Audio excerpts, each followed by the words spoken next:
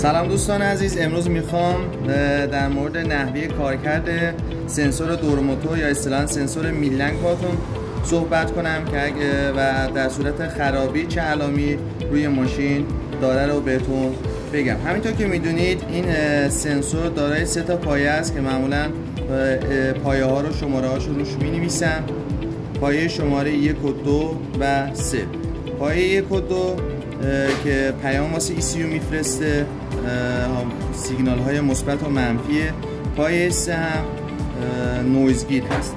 همینطور که میتونیم تست کنیم این سنسور رو، میتونیم با مولتیمتر بر روی اوم مقاومت این دوتا پایه رو بگیریم. کلینیک ماشین.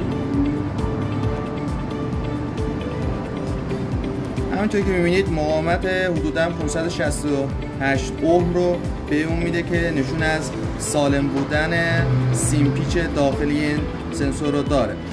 داخل روی ماشین هم اگه ما این سوکت رو باز کنیم و استارت بزنیم، ولتاژ های که از پایه 1 و 2 رو حالت AC میتونیم ولتاژ این دوتا پایه رو بگیریم که حدوداً زیر 12 ولت رو باید بهمون ولتاژ AC رو بده که نشون از سالم بودن این سنسور. این سنسور القایی هست که روبروی دنده فلای ویل قرار میگیره، روی پوسته گیربکس.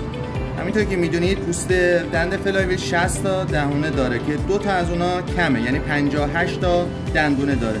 وقتی این 2 تا دندونه که از روبروی این رد میشه، یعنی 1 دور میلنگ چرخیده و این اطلاعات رو به ECU میفرسته. در صورت خرابی این سنسور میتونه ماشین بد روشن بشه یا روشن نشه و دور موتورمون رو از کار بندازه یا حالت شلاقی باشه. البته کمک این سنسور میل سوپاپ هست که اون سنسور میتونه اگه در صورت خرابی این سنسور وظیفه اینو انجام بده، ولی دیگه دور موتور بالای 3000 حالت کاتاف رو برمیداره. خیلی مخلصیم دوستان.